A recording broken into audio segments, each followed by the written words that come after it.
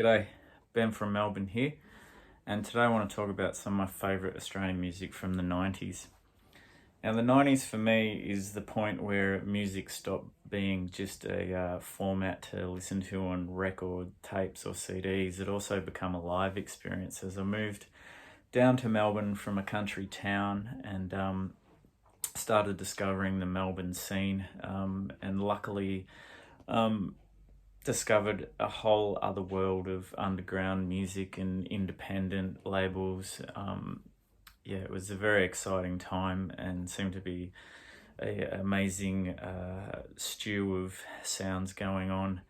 And it was also a time where there was a lot of new exciting bands going on, but it was amazing. It occurred to me that there were still these Australian legends kicking around who I could go to local clubs, venues, pubs, and see these guys who, in my mind, were legendary. And it was a pretty special time in a lot of ways in that regard. So it'll probably be over a couple of episodes because there's a fair bit of stuff to get through, and I might even, if I get time, do one specifically on CDs because, of course, there was more of a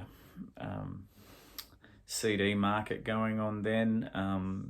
Vinyl had dropped a lot in sales, and it was very easy for like small indie bands to press a CD and sell it at your show. It was a pretty good format as far as that goes in the 90s.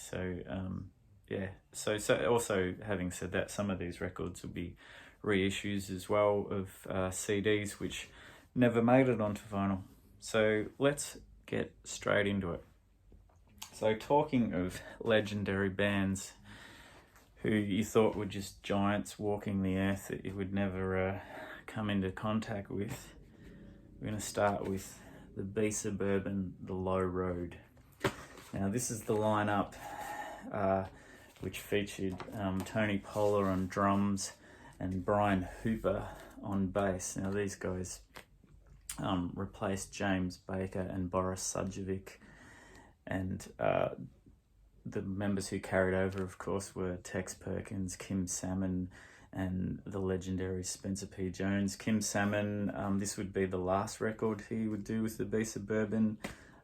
Some say this is the best lineup they ever had, and probably the best live lineup they ever had. This band was ferocious live.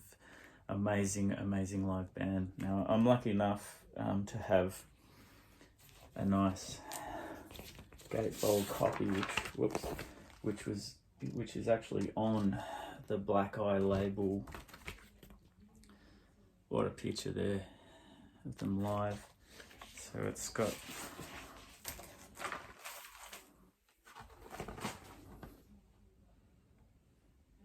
there's the Black Eye label there.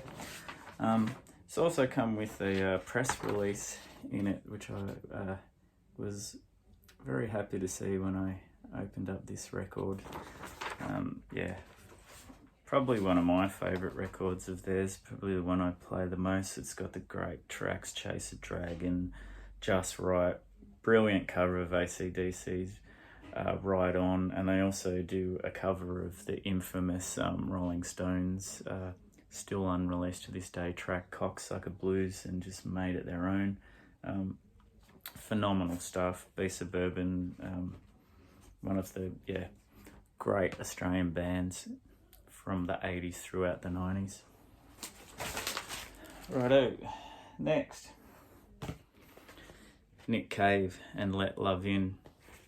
I feel like this is the last of a certain type of record that Nick Cave made of when the Bad Seeds were a huge ensemble, which made an amazing noise live.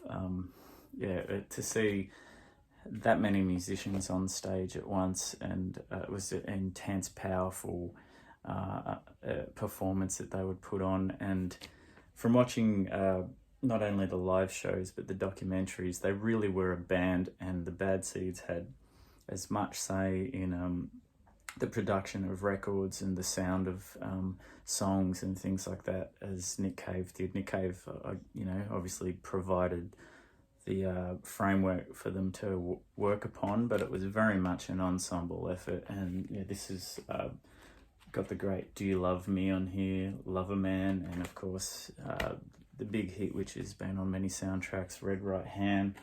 But I love ones like Lay Me Low and It Ain't Gonna Rain Anymore, and the one Thirsty Dog, where he says, I'm sorry about the way I look, but there ain't a lot I can do about that. Let Love In, Nick Cave and the Bad Seeds. Next, related to Nick Cave and the Bad Seeds, this one come out right at the end of the 90s by Roland S. Howard. Probably something no one expected, because he was in a bad way for quite a while after These Immortal Souls drifted apart, which were his previous band, which went from the late 80s, and I think they just snuck a record in around 1990. But this has got Brian Hooper from B Suburban on bass, and Mick Harvey on drums, and Roland on guitar and vocals. And yeah, if you were surprised to see him back, I was even more surprised to see what a strong set of songs and how he just still had it on the guitar. This is a dark record, but it's really great listen, and they were a really good live band at the time as well.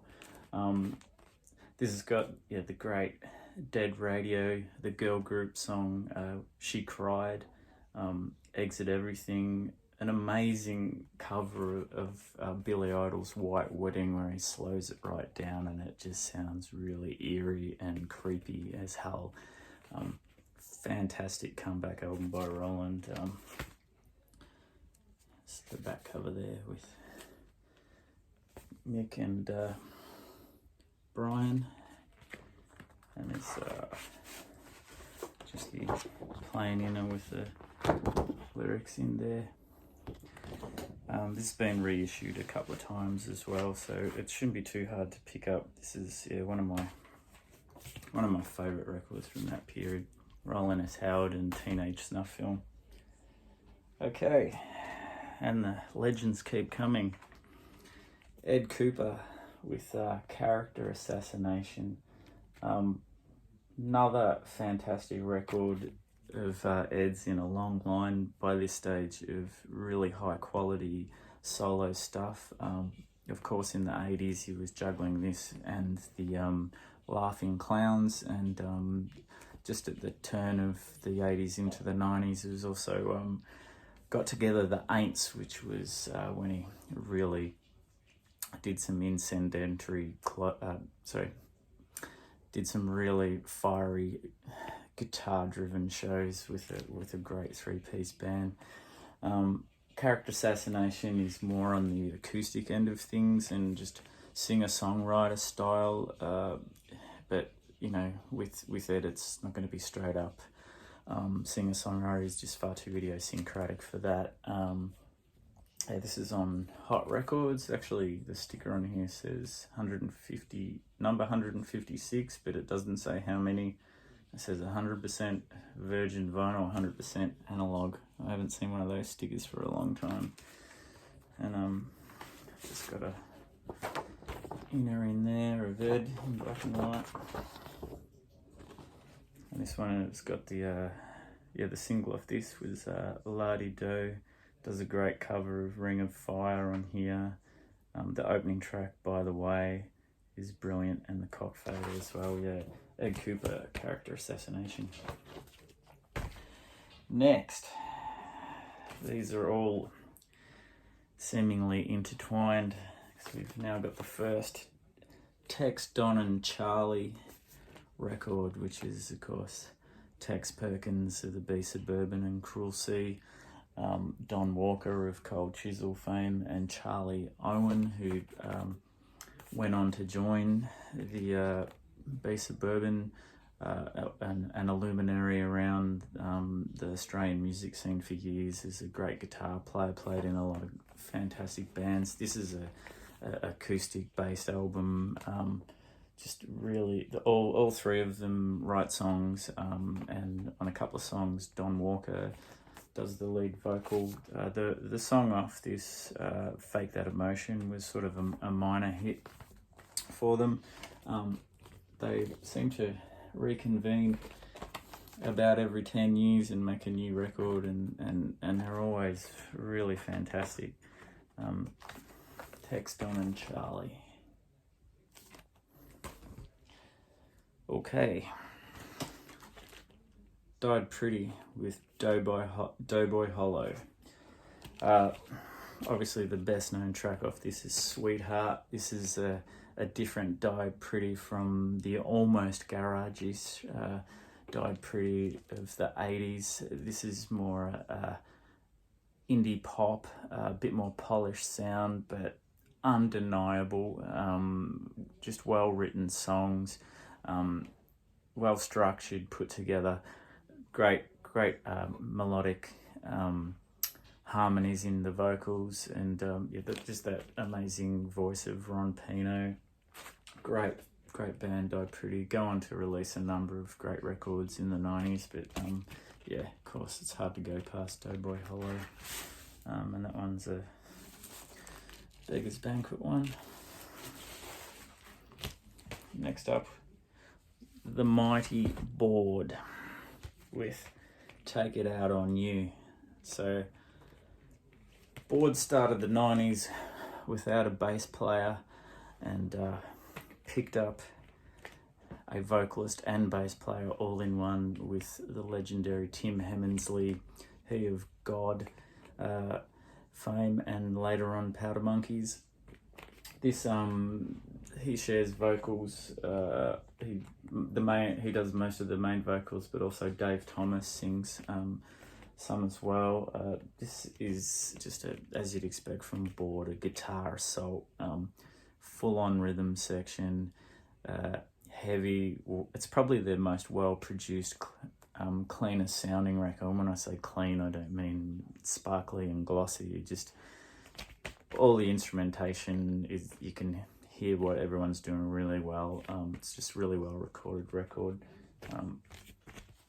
Great stuff. This is originally on Dog Meat, but this one's a reissue on a reissue label called Desperate Records, which they've actually done a really good job of reproducing this record, sound-wise and packaging. So there's the label there, and it comes with a nice little inner there. Gives you a bit of background on what was going on at the time with Board. Great stuff. One of the most intense live bands coming out of Geelong. Fantastic.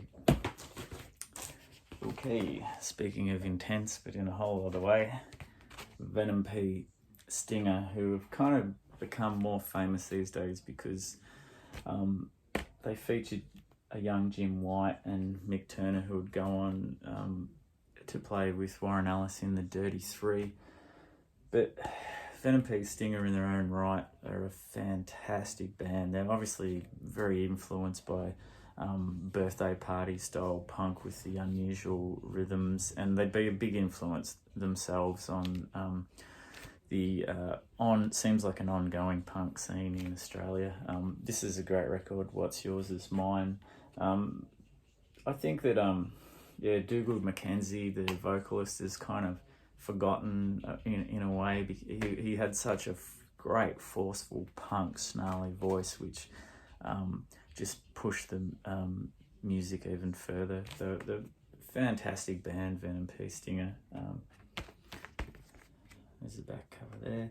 These are reissues from a little while ago, which are on Drag City, which is great to see because this stuff is, so hard to get. And then just a little lyric sheet in there too. All right, next one up, of course, the Cosmic Psychos with Blokes You Can Trust. There's the original cover there.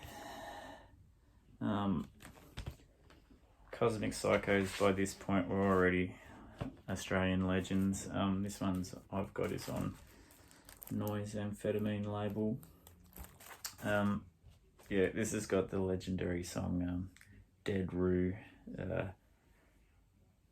Hooray Fuck, which they still play to this day as well, and Never Grow Old, which I quite like as well.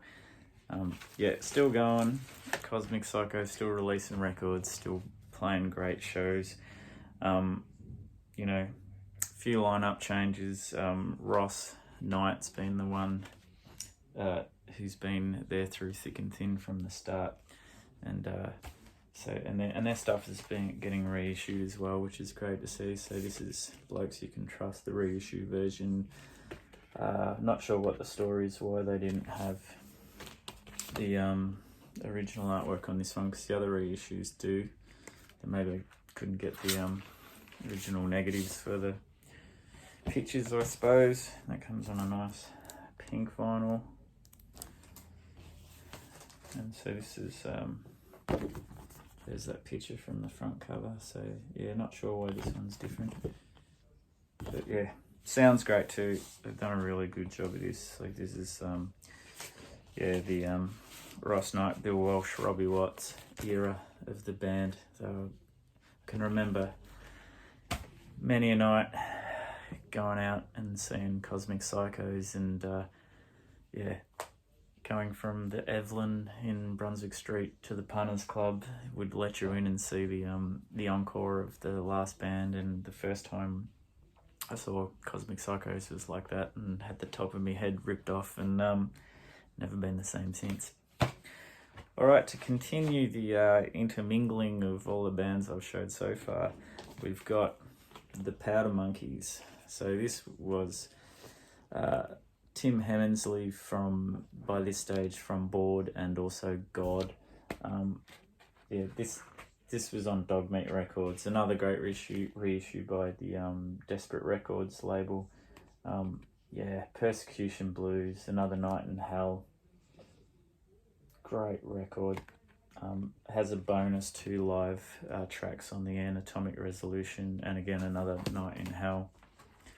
One of the most powerful live bands. Saw them support Dead Moon. Yeah, and I think that Fred and Tim become quite friendly over here.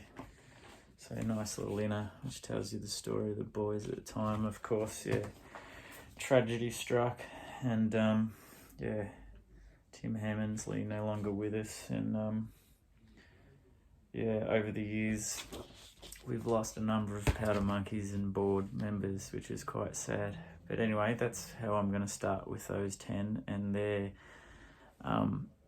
more in the hard rock, Radio Birdman influence vein of things, and the Saints and all that kind of thing. But there was also another whole world of great indie pop, indie rock going on, which I'll feature in my next video. Thanks for watching. See ya.